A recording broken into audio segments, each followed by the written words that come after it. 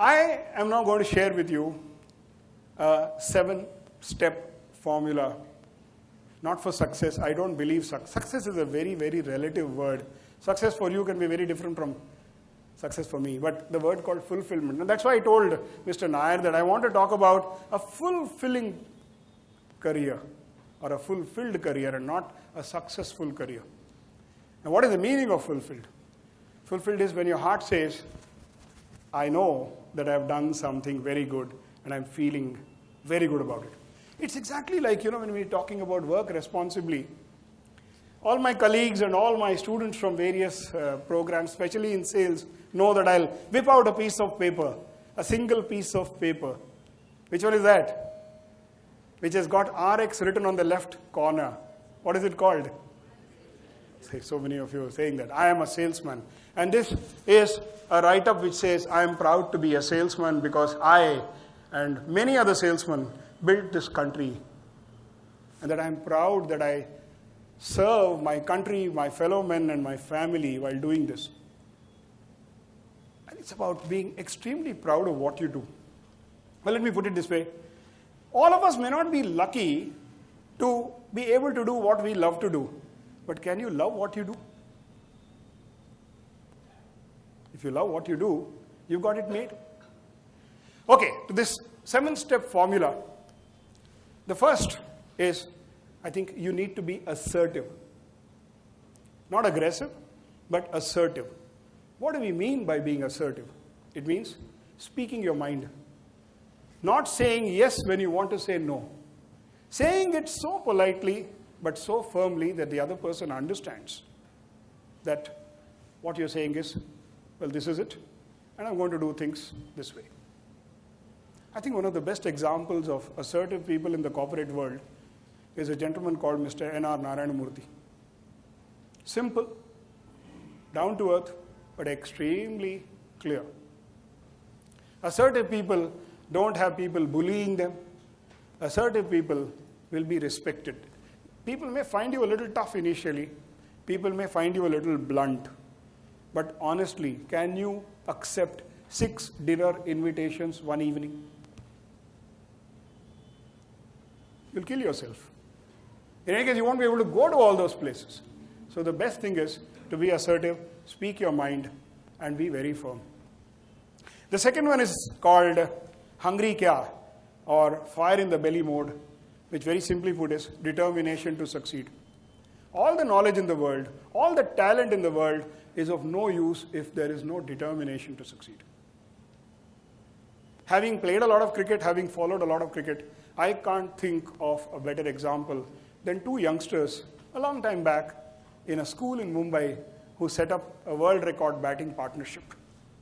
You know their names. And you also know that the left-hander was far more elegant, far more stylish, far more talented than the right-hander. The right-hander in comparison was more painstaking, more laborious. But what's the difference between Sachin Tendulkar and Vinod Kambli is also what you know. And the difference is nothing but sheer hard work, getting up in the morning, going out and doing net practice, irrespective of what day of the year it was, what time of the day it was. While Sachin Tendulkar was working on his footwork, Vinod Kambli was also working on his footwork on a dance floor in a TV studio. Nothing wrong in going on a reality show once, but was that his goal? Was that his Lakshya? And those of you who've seen the movie Lakshya will recall that the only thing that ultimately made this person succeed was the determination to succeed. If you think you're going to succeed in life, you will. If you think you're going to fail, you're absolutely right. Entirely up to you. Believe me, the world is full of talented people who have failed by the wayside. And the world also has a lot of room for people who did not have the talent or the luck or the knowledge to begin with. They acquired it. In any case, a lot of people have proved it that fortune does actually favor the brave. God will take care of all your problems. If you pray to God, God takes care of all your problems. But all he says is, the first 50% you must do. So you focus on that first 50%, leave the rest to God. I'm not saying this. Somebody bigger than me said this. The third thing, and here I'm being a little rude maybe, communication skills. I would like all youngsters to remember one thing, that we are dealing with a global village called the world. And until you people, because of your hard work, can make Hindi or Gujarati or Tamil or Telugu or Malayalam or Bengali the Antarrashtriya Vyavasayik Bhasha, you will have to deal with people in English. And if you're going to deal with people in English, you'll have to learn it. It doesn't have to be high-flown. It doesn't have to be the kind of English that when you speak, people run to buy a dictionary. No. But it will have to be something which will be free of SMS or Orkutting or Facebook language. The other day, I got a message from a young friend of mine from Indore. And I said, this is not the right word. What do you mean by da? He says, are you getting irritated? I said, no, I'm not getting irritated. I feel very sad for lazy people. It takes you just a second more to type that full word. Don't let it become a habit. Communication skills is all about body language. All of you are going to make a lot of presentations in college, outside college, and when you're getting placed, and then when you're getting recruited, when you go out to sell to your customers. You must know what you're talking. You must know what your PPT contains. You must know what you have actually prepared. Communication is also about something that I'm trying to do with all of you. What is that? Eye contact. Most of us address the fans or the pockets of our audience. Don't. There are other ways to judge the balance of a person. You can ask a few questions, or the budget of your customer. Don't talk to the fans. Talk to your fans. Communication skills is also about, God has given us one mouth, but 2 ears. So you know exactly what you need to do. 70-30. 70% listening, 30% talking. Having taken care of that A and the D and the C, I come to an S, and that is being a self-starter. What do we mean by a self-starter? Someone who is up and about before the rest of the world. ये world है ना world, इसमें दो नहीं, Bunty is out of fashion. 3 तरह के लोग हैं. A, people who make things happen. B, people who wait for things to happen. And C, people who wonder what happened. Now, which category of people you want to be in, you decide. I wonder how many of you get up before 6 a.m. And I said a.m. please. Yes, great. How many of you get up before 5:30? Okay, I'm not going to ask more because then you will say, I stayed up all night. So, it's about, if you get that half an hour extra before the rest of the world wakes up, believe me, it's the equivalent of 2 hours. Those people who read my blogs will always tell me, what were you doing at 5 in the morning? I said, that's the time when my wife is not going to disturb me. That's the time when the neighborhood isn't going to disturb me. And that's the time when it's probably a little too early to go out for a walk. I'll go out for a walk half an hour later. If you're mentally exhausted, why don't you just go for a run or play a game of badminton? How can you just sit around doing nothing and say, I'm resting? You rest when you sleep. And do you know, we all sleep for 6 to 8 hours. And I'm talking about in bed at home. There are many other places where we sleep. I'm not counting that.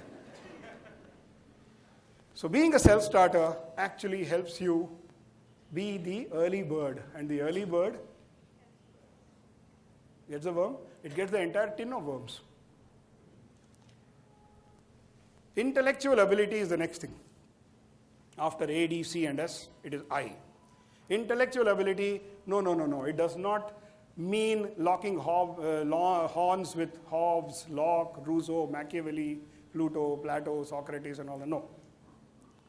It's just about being knowledgeable enough and intelligent enough to be able to have a good conversation with the person across. I find most youngsters lacking focus and lacking depth. Why does that happen? Because there's one very simple thing that we've stopped doing. Yesterday I wrote on Facebook, I just wrote, if only youngsters could spend a few hours or a little while in a day facing a book rather than be on Facebook.